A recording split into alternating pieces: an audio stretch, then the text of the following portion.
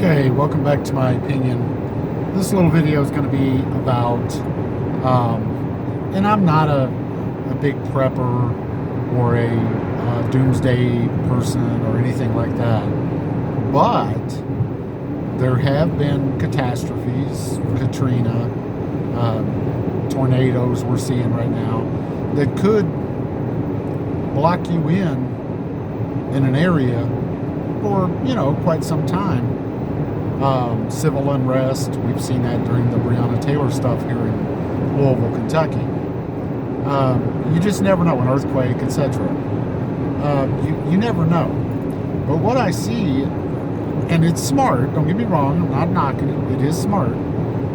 People stockpiling on, things like bottled water, toilet paper, food, canned goods, etc. And that's all great. That's great. That's good. You should be.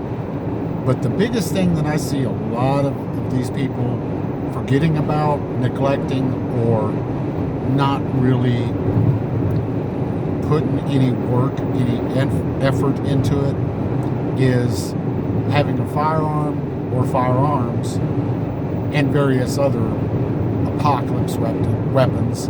See my video on that, apocalypse weapons, and the ammo, etc. Because bottom line is, if you're storing up food, you're storing up water, and you've got it all hidden in your basement, most of us don't have bunkers, etc. Those that do, kudos to you. You're more prepared than most everyone. But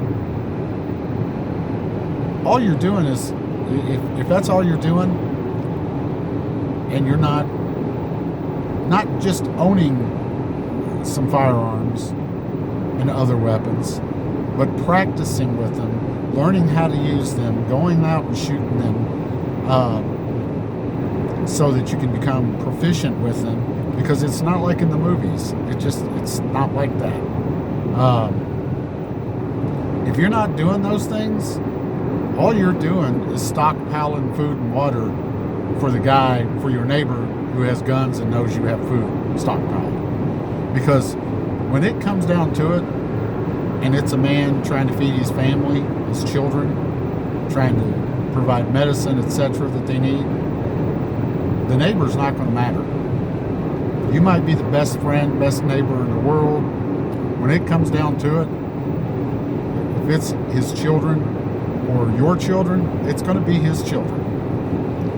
9 times out of 10. Not always, but more than likely. So why take that chance? But, I know a lot of people who went out and bought AR-15s and almost never, if ever, shoot them. Practice with them, learn anything about them, how to take them down, how to clean them, etc., much less how to shoot them. It's not like in the movies. You don't just shoot zombies in the head. You'd be dead. Those people in zombie movies would probably be dead. A gun is probably the worst weapon you could have for a zombie apocalypse. I would keep that for the humans and use like a short sword or even a spear, even a big knife for zombies.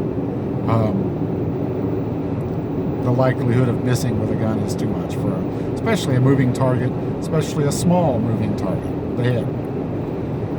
But yeah, back to reality here. But yeah, you've got to spend some money on practicing. Just go out once a month or something, once every couple months at least, minimum, and get a feel for that. Break it down. Watch some YouTube videos. Learn, what kind of parts you need. If a spring breaks, or if a firing pin, because a lot of people didn't go out and buy $2,000, Daniel Defense and other various good quality rifles. They went out and bought, and there's nothing wrong with this, like a $600, $700, $800 Smith & Wesson M&P. It's a good apocalypse weapon. You're not going to take it to war, but it's a good rifle. A good AK-47, for example. But there's a lot of rifles out there that are just pure junk, $600 or $700, and they are junk. And you won't know that until it starts breaking down on you and having all kinds of issues. And those kinds of rifles, trying to think of some, you can get them as low as $400, and you get what you pay for there for sure. Junk. But anyway, that's something to think about. If it's a pistol you have, evaluate the pistol. Is it a 22, that your dad gave you that's a 6-shooter? That's not going to be very helpful. Even if it's a 38 or 45 long Colt.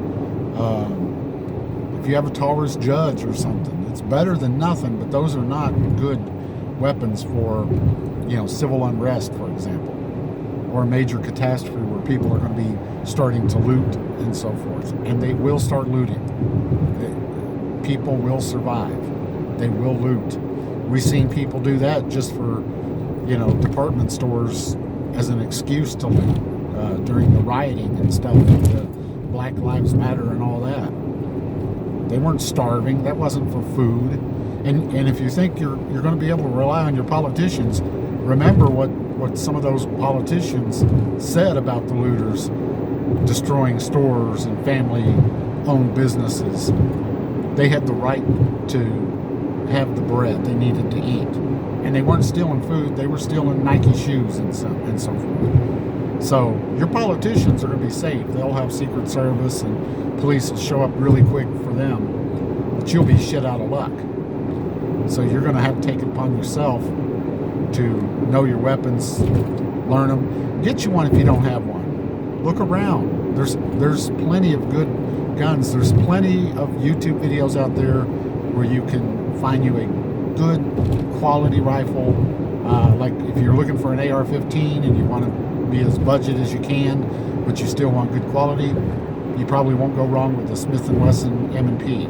If you want a good pistol that you probably won't go wrong, $500 or $600, get you a Glock 19, a Glock 17, something like that. 9mm. Why 9mm? It's more plentiful. You've got to be able to think about these things. I mean, if you've went through all the trouble of stockpiling foods and waters and ways of cleaning water and so on and so forth, and but you didn't think about any self-defense tools, you're just stockpiling for your neighbor. But anyway, like, share, and subscribe. Tell me what you think. Stay safe and be safe.